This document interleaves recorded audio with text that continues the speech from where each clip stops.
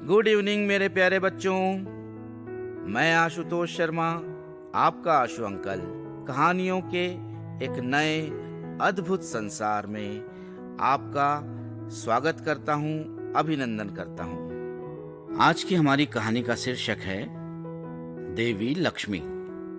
एक सेठ देवदत्त बेहद कंजूस था। उसने व्यापार में अपार धन कमाया, पर लोभी होने के कारण कभी एक भी पैसे का दान पुण्य नहीं किया था। उसका सारा धन तिजोरियों में पड़ा पड़ा सड़ रहा था। एक दिन उसने स्वप्न में कन्या के रूप में देवी लक्ष्मी को देखा, जो उसकी तिजोरी छोड़कर चली जा रही थी। सेठ लक्ष्मी को जाते देख घबरा गया और हाथ जोड़कर बोला, मेरा क्या कसूर है जो आप मुझे छोड़कर जा रही हैं?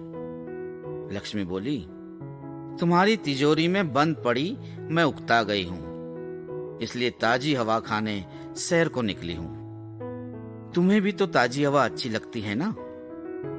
फिर मुझे क्यों कैद कर रखा है? मैं तुमसे बहुत नाराज हूं। अब सदा के लिए तुम्हारी तिजोरी से चली जाऊंगी। ये सुनकर सेठ चौंक उठा। आप लक्ष्मी की देवी हैं, मुझे क्षमा करे, क्षमा करे। आप न रही तो मैं जिंदा कैसे रहूंगा? वह गिड़गिड़ाया।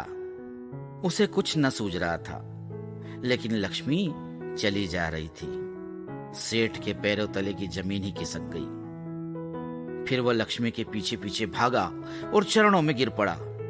बोला, देवी, मुझे केवल 7 दिन की मोहलत दे दीजिए, फिर जैसा आप कहेंगी मैं बिल्कुल वैसा करूंगा। मुझे बिल्कुल पता न था कि आपको भी ताजी हवा चाहिए। मैं तो अपनी तरफ से आपको बहुत संभाल कर रखता रहा। लक्ष्मी देवी रुक गई। बोली, ठीक है, मैं तुम्हारी बात मान लेती हूं, लेकिन एक शर्त है। अनाथालय, आश्रम और धर्मशालाएं बनवानी होगी।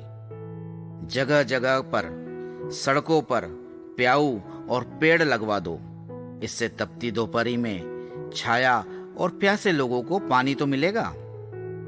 बीमारे के लिए अस्पताल, दवाखाने खुलवाने होंगे, जहां गरीब, भूखे, नंगे, अपाहिजों का इलाज मुफ्त हो सके।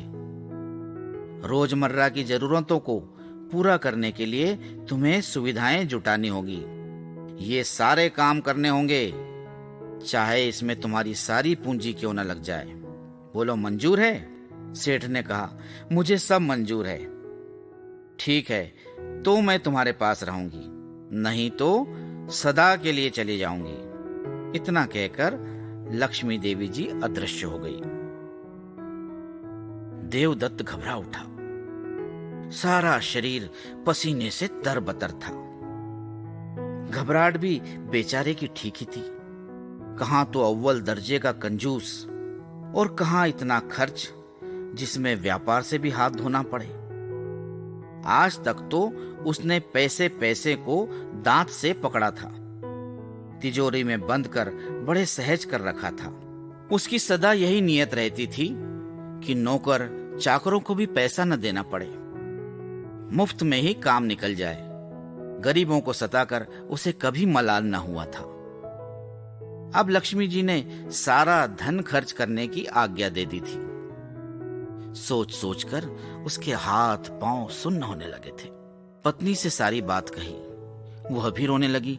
हाय राम, हाय राम, लक्ष्मी चली गई तो मैं क्या करूंगी? कैसे जीऊंगी? जीते जी मर जाऊंगी। जल्दी से वही करो जैसा सपने में कहा है। सेठानी भी बेचैन होती। सेठ ने सोचा, इधर कुआं है तो उधर खाई। न खर्च किए तो भी लक्ष्मी जी चली जाएगी, और धन समाप्त हो गया तो मैं वैसे ही कंगाल हो जाऊंगा। खैर, दिल पर पत्थर रखकर सेठ ने सपने में बताए गए सारे कामों में जुट गया। 7वें दिन सेठ पूरी तरह कंगाल हो गया। फूटी कौड़ी भी न बची। खाना पीना तो छूट ही गया था। इससे सूख कर कांटा हो गया। रोता पिटता दुखी मन से सो गया। भूखे पेट नींद भी नहीं आ रही थी। करवटें बदलते बदलते आधी रात के बाद नींद आई। तभी सपने में लक्ष्मी जी प्रकट हुई और बोली, देवदत्त, मैं तुमसे प्रसन्न हूं, अब तुम्हारे पास से कभी न जाऊंगी। उठ, मेरा स्वागत कर। सुनकर देवदत्त को पहले तो निराशा हुई, फिर बोला, मेरा सारा व्यापार खत्म, जमा पूंजी खत्म, कंगाल हो गया हूं। अब तुम मेरे पास कहां हो, किधर से आओगी और तुम्हारा स्वागत मैं कैसे करूं? नहीं पुत्र, तू भ्रम में है। मैं कहीं नहीं गई हूं, तुम्हारे पास ही हूं। कल सुबह नदी किनारे जाना, वहां तुम्हें एक मुनि मिलेंगे। वह पेड़ के नीचे बैठे होंगे। उन्हें घर लाकर पूजना, प्रेम से उन्हें भोजन कराना और एक लोहे के डंडे से उन्हें छू देना। वो मुनि सोने की ढेरी में बदल जाएंगे। उस सोने से तू फिर व्यापार शुरू कर देना। इतना कहकर लक्ष्मी जी अंतर्ध्यान हो गई। सुबह देवदत्त की आंख खुल गई। वो बेहद प्रसन्न था। उसके तो जैसे प्राण ही लौट आए थे। चटपट उठा और सुबह के दुदलके में ही नदी किनारे जा पहुंचा। काफी देर घूमता रहा, कोई नजर न आया। बेचैनी बढ़ने लगी। तभी पेड़ के नीचे एक मुनि बैठे दिखाई दिए। वह हैरान हुआ। अभी अभी तो उसने पेड़ के 10 चक्कर लगाए थे, तब तो कोई न था। अचानक ये मुनि कहां से आ विराजे? फिर लक्ष्मी जी की बात याद आई। उसने सोचा, लक्ष्मी जी की कृपा ही मुनि रूप में प्रकट हुई है। उसने फौरन मुनि को प्रणाम किया, घर ले आया। वैसा ही किया जैसा देवी ने अपने सपने में बताया था। मुनि सचमुच सोने की ढेरी में बदल गए। तब तो उसके हर्ष की सीमा न रही। लक्ष्मी देवी को धन्यवाद दिया। फिर उसने उस सोने से व्यापार आरंभ किया। देखते ही देखते दिन दुनी रात चौगुनी उन्नति होने लगी। इस चमत्कारी घटना से उसके विचार बदल गए। धीरे धीरे वह पहले की तरह करोड़पति भी बन गया, लेकिन उसने दान धर्म न छोड़ा। इस बात की चर्चा सारे नगर में फैल गई। सभी को आश्चर्य था। उसी नगर में एक नाई भी था। वह नाइन से बोला, जा जरा सेठानी से इस रहस्य को मालूम तो करके आ।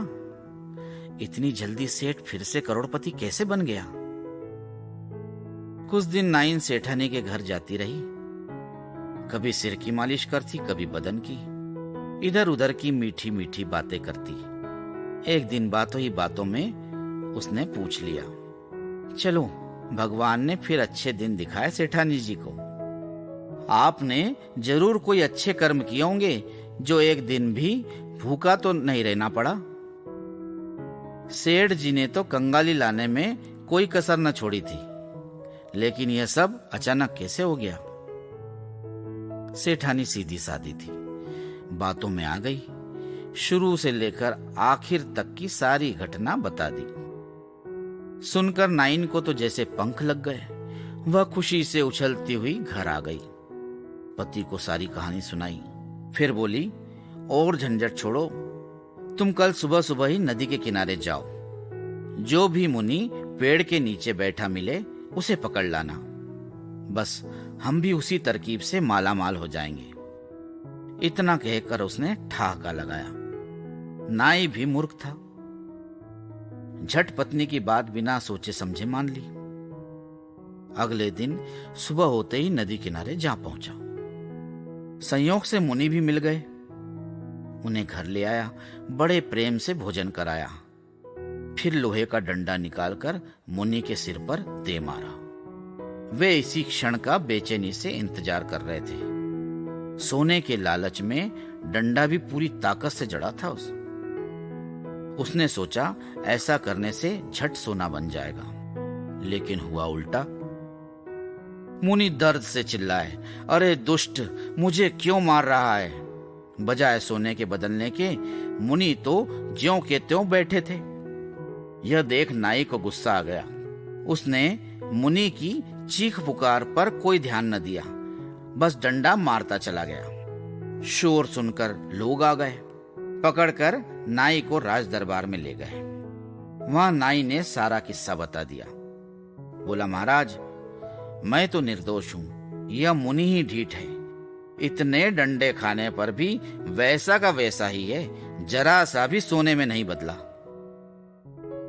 राजा उसकी मूर्खता पर बेहद दुखी हुए। ऐसा व्यक्ति तो कुछ भी कर सकता है, राजा ने कहा। सेठ को बुलवाया गया।